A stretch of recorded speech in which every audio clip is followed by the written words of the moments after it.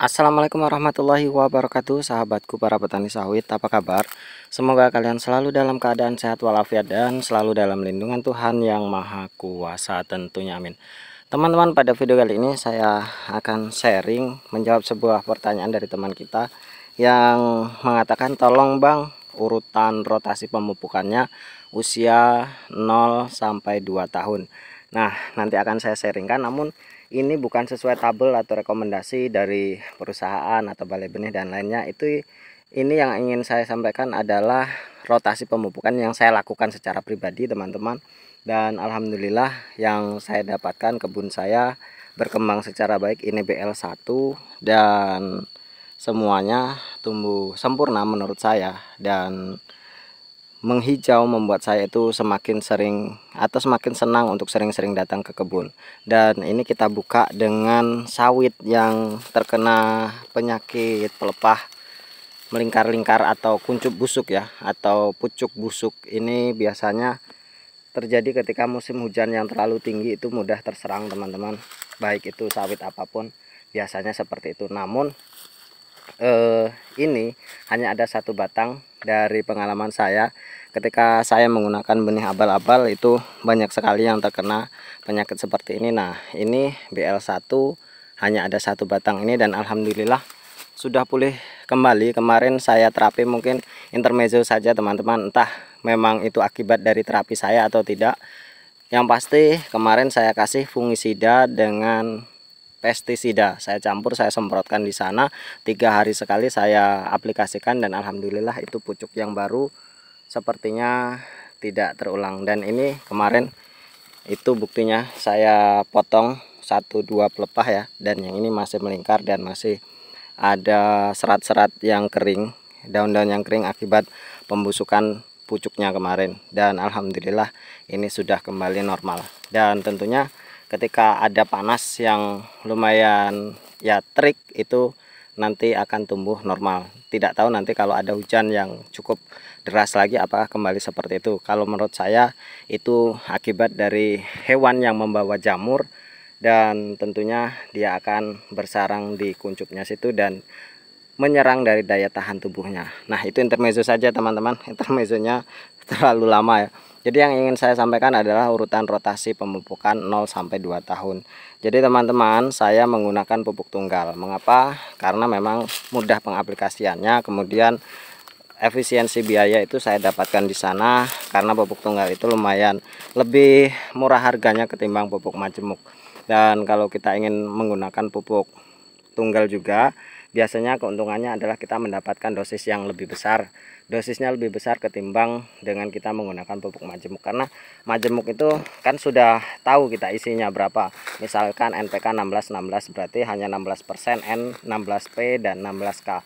Sedangkan ketika kita menggunakan pupuk tunggal, maka urea itu memiliki unsur N hingga 46%. Itu lumayan cukup tinggi teman-teman, dan responsif.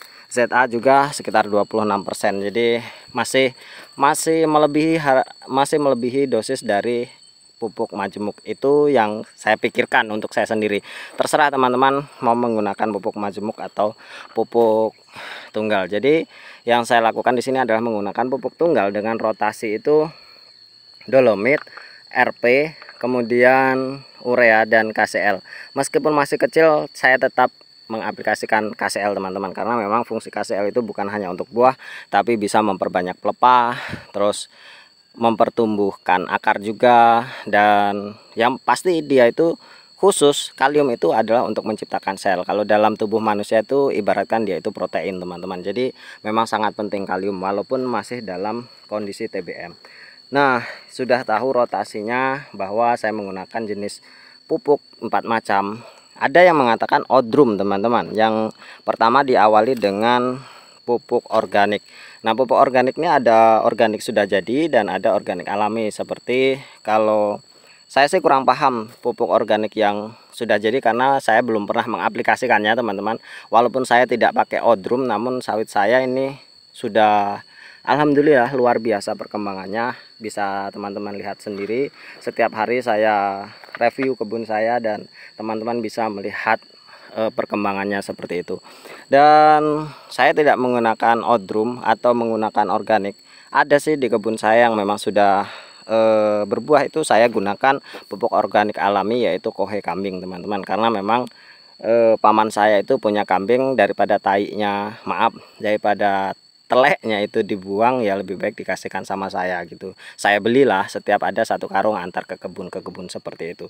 Dan sudah kita ketahui bahwa 4 jenis itu. Nah, rotasi yang saya lakukan itu teman-teman, rotasinya 1 bulan sekali. Jadi sudah saya tetapkan setiap tanggal 15 saya selalu melakukan pemupukan.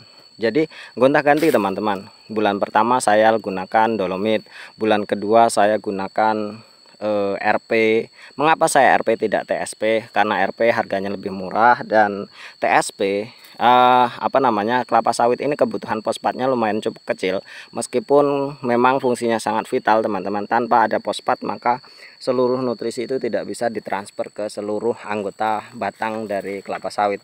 Jadi saya gunakan RP.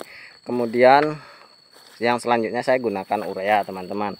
Mengapa tidak menggunakan ZA yang memang lebih murah harganya atau hal lain sebagainya? Pertimbangannya memang urea itu lebih efektif atau lebih aman untuk kita aplikasikan di ladang kita yang memang terkadang memiliki pH yang lumayan cukup asam. Itu teman-teman. Jadi saya pakai urea, dan di sini juga adanya banyak sekali penjualannya itu urea. Kalau ZA agak sulit dicari teman-teman. Itu. Nah, yang terakhir, bulan yang keempat saya menggunakan KCL itu, atau KCL atau MOP seperti itu teman-teman. Nah, kemudian di bulan kelima saya kembali lagi, saya kasih dolomit lagi. Kemudian seperti itu berputar-putar. Nah, ketika musim kemarau ya saya tunda teman-teman, saya sampai saya menemukan hujan kembali itu. Kalau saya lakukan pemupukan pun saya menggunakan pupuk-pupuk yang memang potensi penguapannya kecil seperti RP ataupun dolomit. Itu teman-teman ketika saya menemukan atau berhadapan dengan musim kemarau. Dan dosisnya apa? Dosisnya berapa?